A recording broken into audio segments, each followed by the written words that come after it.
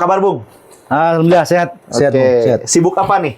Akhir-akhir ini sih kesibukan saya biasalah cari nafkah begitu.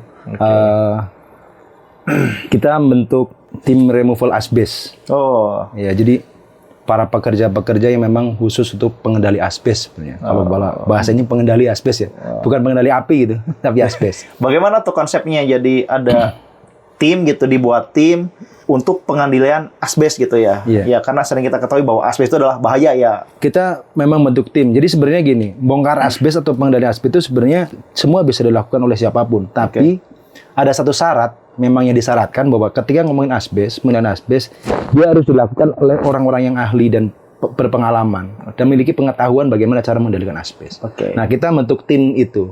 Untuk hari ini kegiatan saya melakukan removal asbes. Oke.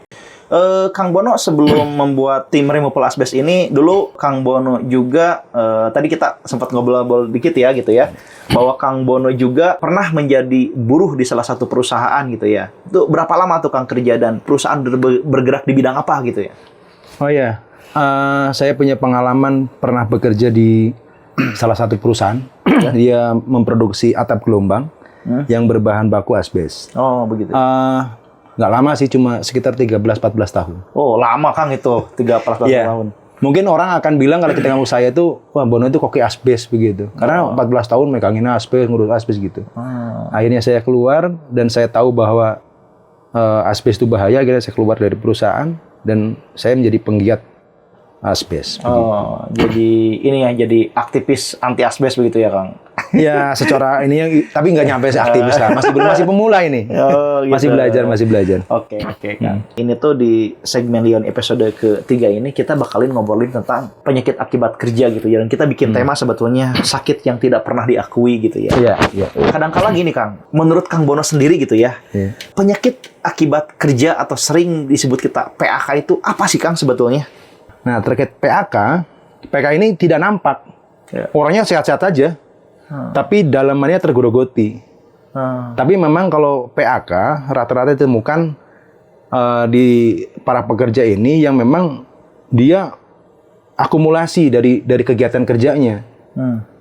Bisa jadi 10 tahun, 15 tahun baru ketahuan bahwa ini ada satu masalah dalam tubuhnya, yaitu ternyata penyakit akibat kerja. Ada juga yang memang sudah keluar dari perusahaan, tahu-tahu dia sakit. Nah, itu jadi akibat dari penyakit akibat kerja yang dulu pernah dilakukan di satu perusahaan. Oh, begitu ya. Kalau untuk penyakit akibat kerja tersendiri itu Kang, apa sih sebetulnya yang bisa menyebabkan terjadinya penyakit akibat kerja misalkan? Contohnya tuh kayak seperti apa gitu Kang? Ya, kan penyakit akibat kerja banyak ya. Misalkan di fisik, misalkan dia kena sakit pinggang lah, sakit apa gitu. Tapi kalau yang tadi saya maksud, saya pernah bekerja di salah satu perusahaan yang berbahan baku asbes. Dia itu serangannya di paru-parunya. Oh.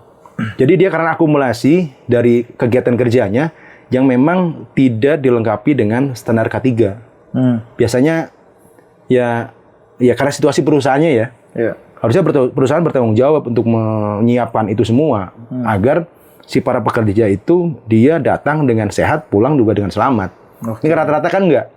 Ketika sedang pekerja masuk melamar ke perusahaan, dia dipastikan harus sehat. Ada cek medikal macam-macam. Tapi ketika dia di PHK atau keluar, itu dia tidak lagi diperhatikan. Apa itu dia sakit atau masih sehat atau gimana begitu. Dan rata-rata penyakit akibat kerja itu dia terjadi karena satu aturan di satu perusahaan itu yang memang nggak jelas, tidak begitu memperhatikan dengan K3-nya untuk para pekerja. Dan lingkungan kerjanya yang memang buruk gitu. Iya. Jadi tumbuhnya itu jangka panjang nggak langsung gitu ya Kang, si penyakit akibat kerja ini. Misalkan itu bisa tumbuh misalkan walaupun sudah keluar bekerja tetapi efeknya itu akan terus berlanjut mungkin ya, atau kerasanya berapa puluh atau 15-an tahun ke depan gitu ya, misalkan dari entah itu paparan apa gitu ya. Nah kalau untuk ini kan ngebedainnya tuh kan tadi Akang bilang bahwa si kecelakaan kerja itu terjadinya begitu saja gitu ya, dan kelihatan begitu kan. Contohnya ada yang lengannya misalkan, mohon maaf nih tergencet misalkan, atau ada yang luka, kan itu masuk dalam kategori kecelakaan kerja nih. Nah Kan kalau tadi Akang sekilas menjelaskan tentang penyakit akibat kerja itu kan sesuatu yang memang tumbuhnya perlahan gitu ya. Bagaimana misalkan seorang buruh gitu ya atau seorang pekerja kita supaya bisa peduli terhadap diri sendiri gitu bahwa oh ini tuh akan menimbulkan penyakit akibat kerja seperti itu. Iya, sebenarnya kalau dilihat ngomongin tadi ya, kan tadi antara kecelakaan kerja dengan penyakit bekerja. Nah, penyakit bekerja ini kan sebenarnya hampir para pekerja dia tidak mengetahui bahwa tempat pekerjaan itu berbahaya.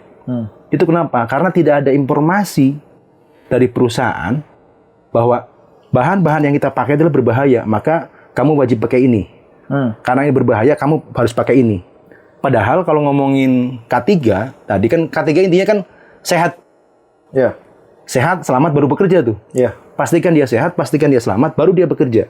Karena setiap buruh boleh, di Undang-Undang K3 itu mengatakan bahwa buruh boleh menolak bekerja dalam kondisi yang tidak aman gitu. Buruh boleh menolak. Tapi kan rata-rata, kenapa buruh mau melakukan itu? Karena buruh sendiri tidak ada edukasi dari perusahaan. Harusnya perusahaan mengedukasi itu. Ya. Apakah dilakukan ada tanda-tanda begitu kan, pelang apa gitu kan, biar buruhnya tahu. Kadang-kadang itu yang tidak terjadi. Nah, tahu-tahu ketika buruhnya berkumulasi kerja 10-15 tahun, baru dia kerasa. Kok fisik saya sekarang begini, kok saya gampang capek, kok segini. Rata-rata begitu, Bang. Oke. Itu aja penyebabnya itu. Oke.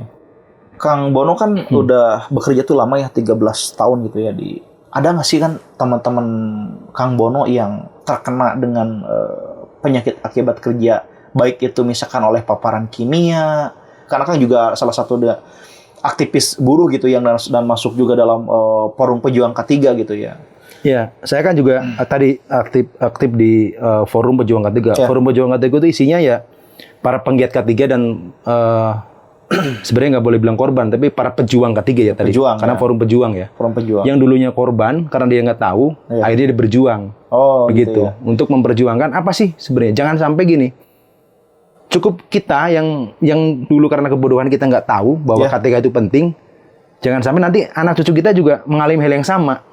Kan itu buruk banget. Makanya forum pejuang K3 ini tempat kumpul kawan-kawan gitu, para pejuang K3 dari yang kecelakaan kerja gitu. Seperti ketua kita di forum pejuang K3 itu, dia mengalami luka bakar gitu. Dia nampak gitu. Terus beberapa kawan yang memang terpapar dengan asbes.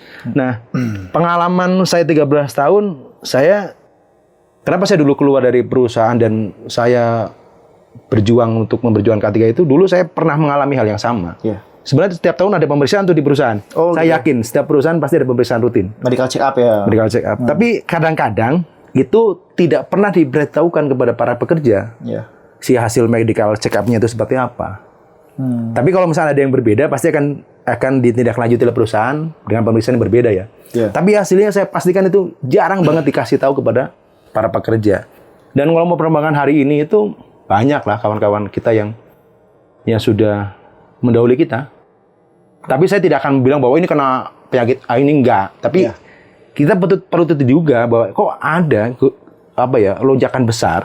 Tapi kembali lagi ya ke pemahaman orang kawan-kawan kita itu, memang K3 itu kayak menjadi isu yang nggak seksi. Dia diberikan buruh, isu paling seksi kan upah. Kayak gitu-gitu ya. Ini K3 kayaknya belum seksi. Makanya penting nih ada podcast kayak gini, kita diskusi itu untuk menyampaikan kepada kawan-kawan bahwa ada loh edukasi bahwa K3 itu lebih penting daripada upahmu. Percuma upah 10 juta, 20 juta tapi kamu nggak aman gitu loh. Atau fisikmu kena mesin yang nggak jelas gitu. Harusnya apa gitu. Kita kehidupan masih panjang kan. Gitu. Karena setiap buruh tuh butuh tempat kerja yang aman dan nyaman ya. Betul, itu. Oke. Terus kalau misalkan gini kan, tadi tuh kita berbicara dengan penyakit akibat kerja yang mungkin timbul misalkan dari paparan kimia atau misalkan paparan zat-zat yang memang ini bisa menimbulkan nih, misalkan kalau sepengetahuan saya ada ergonomis misalkan atau angkat beban tiap hari gitu itu kan bisa jadi akibat juga atau terhadap penyakit akibat kerja. Nah, kalau selama pengalaman Mang Bono ini ada nggak sih kan? Karena kan kalau kita lihat gitu ya Kang, bahwa kehidupan bekerja itu baik buruh misalkan di garmen, tekstil maupun di di manufaktur lain gitu ya. Itu pasti ada tekanan mental dan tekanan sosial gitu ya di dalam bekerja itu. Ada target lah dan lain sebagainya. Betul. Nah, itu sebetulnya secara psikis atau secara mental itu mempengaruhi nggak, atau misalkan ada nggak misalkan penyakit akibat kerja tuh pada sisi lebih kepada mental gitu kan? Iya, penyakit kerja kan tidak hanya ngomongin fisik ya, mental juga pastilah. Bayangin aja ketika apalagi di perusahaan-perusahaan yang padat karya gitu ya, dia kan kadang-kadang barang yang tidak selesai di perusahaan dibawa ke rumah, tentu dengan upahnya minim, ke rumah dikerjakan dengan tetangganya, saudaranya, dan dia harus bayar juga kan. Sampai ke perusahaan juga tekanan-tekanan target macam-macam, pastilah. Banyak kawan-kawan kita yang mungkin yang ngalami depresi banyak sekali. Apalagi cek-cek lah di perusahaan-perusahaan yang padat karya. Tekanan mentalnya juga lebih besar. Belum tekanan di luarnya kan, secara ekonomi gitu. Pasti banyak kan. Kita menemukan banyak hal yang begitulah. Selain tadi penyakit karena sakit gitu, yang betul-betul fisik, apa dia kulit iritasi atau pinggang sakit. Gitu. Sebenarnya setiap pekerja itu kan ada resiko, ada resiko itu. Kayak jangan kan yang mengangkat berat gitu ya. Nyuci piring aja tetap aja beresiko kepleset apa gitu ya. Ya begitulah. Banyak sekali Kang yang memang tekanan-tekanan mental yang berurusan dengan mental. Tidak hanya ngomongin secara fisik ya. Pasti banyak. Tadi Kang Bono tuh sempat menyinggung bahwa ketika penyakit akibat kerja itu terjadi gitu ya, itu memang sangat sulit pembuktian, terus misalkan minim pemeriksaan, dan juga terjadi relasi kuasa. Jadi bahkan mungkin ya di catatan BPJS Ketenagakerjaan tuh untuk penyakit akibat kerja tuh mungkin angkanya tuh hanya sedikit gitu ya Kang. Itu mengapa sih terjadi gitu ya? Beda kan jomplang banget kalau kecelakaan kerja tuh banyak gitu ya dilaporkan. Karena kalau untuk penyakit akibat kerja ini catatan di BPJS Ketenagakerjaan misalkan atau di data resmi pemerintah itu sangat sedikit yang terjadi. Itu mengapa terjadi gitu Kang? Kenapa itu terjadi? Sebenarnya ada beberapa faktor Bang.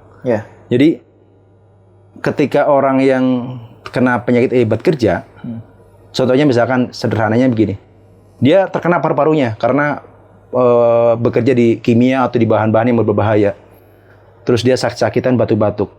Dia ada beban secara bukan hanya fisiknya tapi mental. Dia kalau pulang ke rumah, tetangganya bilang, "Wah, ini kena penyakit ini, jangan deket-deket kan ini kan gitu." Kedua, penyakit itu muncul kan nggak hari itu, jangka panjang. Dan ketika dia ada beban, jadi beban keluarga lah, malu lah, apa semua. Itu jadi dia fisik udah kena, mentalnya kena. Kedua, dia nggak berani lapor. Kenapa di BPJS datanya sedikit? Nggak ada yang berani lapor. Kedua, ya memang nggak ada edukasi bagaimana cara melaporkan kepada BPJS, bagaimana perusahaan bertanggung jawab. Susah. Hari ini memang masih sedikit yang kami di Pejuang K3 itu kan melatih bagaimana orang yang dulunya merasa diri korban. Korban itu cukup hari itu, tapi setelah itu harus jadi pejuang. Dia harus berani berbicara. Kadang-kadang kan kita gampang menemukan korban. Tapi ketika korban itu nggak kita rawat, dia hanya merasa bahwa korban yang akan berharap ada belas kasihan dari orang-orang lain. Enggak. Bahwa di forum Pejuang K3 itu korban harus jadi pejuang. Maka dia harus berbicara, harus ngomong. Nah, pelan-pelan kita akan mendorong ke situ. Mengedukasi kawan-kawan untuk berani berbicara bahwa ini bukan aib loh. Penyakit akibat kerja bukan aib, tapi ini tanggung jawab perusahaan dan negara harus bertanggung jawab. Karena jelas ini, harusnya perusahaan yang dia tempat bekerja, kedua negara harus lebih tegas kepada perusahaan yang memang melalaikan pemain K3. Gitu Bang. Jadi apa ya yang harus bertanggung jawab ketika terjadi kecelakaan kerja, terjadi penyakit akibat kerja, itu adalah perusahaan itu sendiri dan negara juga harus bertanggung jawab terhadap hal itu. Ya seharusnya memang ya mau siapa? Ya, memang tidak ada pihak lain selain satu perusahaan yang tempat dia bekerja. Karena setelah dia di PHK pun ada tanggung jawab perusahaan selama 3 tahun. Itu harus punya tanggung jawab karena dia kan gini. Nah, kenapa ada negara juga? Negara kan ada BPJS dan macam-macam, dan negara harus memperhatikan bagaimana buruh terutama hari ini dia coba sudah upahnya murah, gitu kan, kesempatan kerjanya juga sulit, terus kesehatannya juga tidak terjamin mau seperti apa. Makanya untuk siapa yang bertanggung jawab harusnya satu perusahaan, kedua adalah negara. Gitu. Tapi pada prinsipnya gini Kang, kalau orang tuh kan kita tanpa disadari kan mengalami penyakit akibat kerja gitu ya.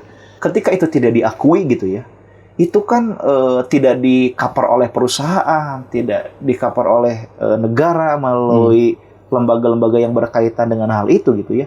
Justru kan itu akan menjadi dampak terhadap ekonomi si korban ini atau para penyintas ini gitu kan. Iya, betul. Itu sangat berpengaruh lah. Ya. Kan logikanya begini ya. Ini beberapa pengalaman aja. Dulu kita menemukan kawan kita yang dia kecelakaan kerja sampai dia kehilangan satu tangannya ya. Itu dia butuh waktu 3 tahun untuk bisa ketemu orang ngobrol bebas. Karena dia 3 tahun, bayangin, dia harus tutupin. Bahkan ada kawan kita yang harus pakai tangan palsu. Nah, Forum Pejuang itu ketemu bilang, Bang, kenapa harus malu? Justru ketika kamu pakai tangan palsu, ini yang kecelakaan kerja ya, Bang. Ketika kamu pakai tangan palsu, justru kamu akan menutupi itu, kejadian itu. Enggak, kamu harus ngomong, kamu harus berani. Bahwa jangan sampai saudaramu, jangan sampai adikmu, jangan sampai yang kawan-kawanmu yang di mana itu terjadi kayak kamu. Sakit rasanya. Tapi kalau kita ngomongin penyakit akibat kerja, dia cenderung tidak ada kawan. Karena di bebannya bukan hanya beban fisik, mental. Gue mau ngomong nanti dikiranya, oh ini TBC, TBC itu begini-begini, padahal belum tentu itu. Nah, kadang-kadang kan orang bukan dokter tapi mendiagnosa gitu. Wah, ini kamu penyakit ini gitu. Kan itu yang beban mental dari para korban itu, Bang.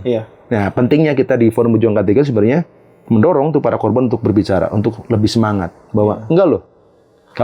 Kamu kemarin korban, sekarang pejuang begitu. Intinya banyak stigma yang muncul gitu ya ketika seseorang itu bahwa ini tuh sebetulnya terindikasi dengan penyakit akibat kerja. Tetapi pada prinsipnya lingkungan pun tidak mendukung bahwa itu adalah penyakit akibat kerja, begitu ya. Iya. Dan tentunya itu berdampak sekali, mungkin kesehatannya menurun. Dia tidak bisa misalkan mencari pekerjaan yang lain. Terus dalam hal contoh misalkan kalau orang yang penyakit akibat kerja dan itu tidak di-cover oleh perusahaan atau pemerintah, tentunya dia akan mengeluarkan biaya tersendiri untuk berobat dan itu mungkin cukup menguras saku gitu ya, dan mempengaruhi perekonomian baik si korban atau dan keluarganya. Ya. Sama seperti gini, Bang, ada satu pengalaman cerita begitu. Ada kawan saya yang memang dia yang tadi diagnosa awal. Dia secara fisik udah sakit loh. Tapi ketika dia keluar bekerja, kan dia tetap harus menghidupi keluarga. Sedangkan fisiknya udah nggak cukup itu untuk nggak punya kekuatan. Tapi ketika ngobrol dengan beberapa keluarganya, alhamdulillah nih suami saya setelah keluar dari sana lebih sehat. Tapi faktanya nggak begitu. Karena penyakit akibat kerja itu bukan penyakit yang nampak gitu. Ini kan digerogoti dalam gitu. Dan banyak kawan-kawan kita yang sudah mendahului kita, udah meninggal gitu. Karena memang harus terpaksa, dia sakit, terus orang di sekitarnya juga nggak peduli karena himpitan ekonomi, dia harus tetap bekerja, akhirnya nggak kuat begitu. Ya banyak seperti itu gitu. Mang Bono sebagai yang pernah bekerja 13 tahun sebagai seorang buruh, juga tergabung dalam Forum Pejuang K3, bagaimana sih Kang misalkan kiatnya untuk para pekerja, para buruh yang mungkin saat ini sangat banyak sekali gitu ya di Indonesia ini yang mengalami hal tersebut, tetapi mereka tidak sadar dan tidak berani untuk mengungkapkan ini. Bagaimana nih menurut Kang Bono supaya kita sadar bahwa kita tuh ternyata sakit yang kita alami adalah akibat daripada pekerjaan gitu. Bagaimana itu supaya buruh, pekerja itu bisa menyadari hal itu gitu. Yang pertama sih menurut saya kita melakukan edukasi seperti yang hari ini nih. Itu termasuk edukasi, menyampaikan di media bahwa ada loh penyakit akibat kerja sebenarnya begini-begini. Nah, itu kan penting tuh. Yang kedua, kita harus sebanyak mungkin menemukan para korban dan harus jadi berjuang. Dan merawat mereka. Merawat bukan berarti tapi merawat bagaimana dia bisa berbicara, bisa berani berjuang begitu.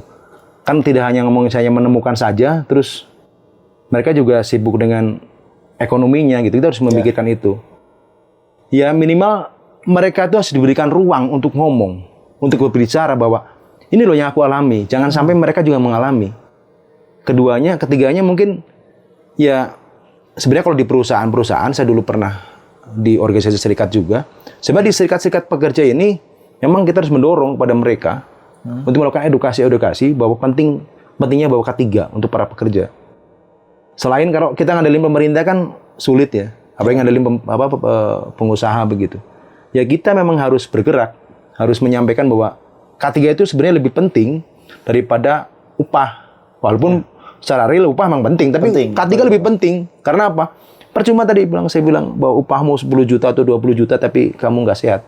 Iya. Dan dinikmati ya. Nah, iya. Sedangkan kamu setelah keluar dari perusahaan itu, kan masih panjang nih. Iya. Kita punya sih harapan hidup, kalau harapan hidup masih panjang, kita nggak mau nyanyiakan itu. Iya. Yang penting adalah pastikan bahwa kita itu sehat, selamat, baru bekerja. Jangan bekerja dulu, selamat atau sehatnya belakangan, enggak. Itu konyol. Konyol. Tapi pastikan sehat dulu, selamat, baru kita kerja. Gitu loh. Tadi kita udah berbicara panjang lebar terkait dengan penyakit akibat kerja ini gitu, khususnya untuk para buruh dan pekerja gitu ya. Kang Bono ada ini nggak quote atau saran kepada para buruh apa nih gitu? Quote Kang Bono. Kalau saya bilang begini aja, jangan pernah merasa menjadi korban. Ya. Karena korban hanya akan meminta belas kasihan. Jadilah pejuang. Karena pejuang itu dia akan memperjuangkan apa yang menjadi haknya. Mungkin itu sekali. Terima kasih. Oke, terima kasih Kang Bono atas bincang-bincangnya yang sebetulnya cukup singkat sih, tapi kita memiliki gambaran gitu ya, gambaran tentang pengalaman, terus gambaran tentang situasi di lapangan itu seperti apa. Itu menjadi sebuah informasi penting mungkin ya, kalau untuk para pekerja juga, bahwa sebetulnya baik itu kita ngomongin kecelakaan kerja, penyakit akibat kerja, itu butuh keadilan. Betul. Untuk para pekerjanya gitu ya. Bukan hanya menjadi, kita tuh seperti yang tadi awal kita bahas, bahwa ini menjadi sebuah sakit tapi yang tidak diakui gitu. Padahal itu menjadi sebuah tanggung jawab besar, baik itu dari perusahaan maupun oleh pemerintah itu sendiri, karena menjadi sebuah kewajiban gitu ya. Betul. Sakit akibat pekerjaan itu, penyakit akibat kerja itu bukan nasib, tetapi itu menjadi salah satu konsekuensi sistem yang yang terjadi kepada para pekerja gitu intinya. Jadi sesuatu yang mungkin harus kita peduli juga gitu ya, untuk para buruh, peduli terhadap diri sendiri, peduli terhadap misalkan lingkungan, misalkan baik itu dalam peduli K3 ataupun misalkan hal lainnya yang memang yang bersangkut paut gitu dengan keselamatan dan kesehatan kerja itu ya Kang ya. Kang Bono, terima kasih atas informasinya. Sama-sama. Semoga apa yang Kang Bono berikan di sini gitu ya menjadi informasi penting untuk para pekerja gitu ya. Ya, terima kasih juga saya sudah diundang. Saya diberi kesempatan untuk berbicara gitu, menyampaikan kepada kawan-kawan. Dia tadi gitu, tetap semangat. Terima kasih Kang Bono. Siap. Kawan-kawan semuanya, begitulah bincang-bincang kita dengan Kang Bono tentang penyakit akibat kerja gitu ya, yang pada prinsipnya bahwa buruh itu tidak menjual nyawa, tetapi buruh menjual tenaga. Berangkat selamat, pulang sehat. Salam K3. Terima kasih. Dengan saya Kang Punse. Assalamualaikum warahmatullahi wabarakatuh. Waalaikumsalam warahmatullahi wabarakatuh.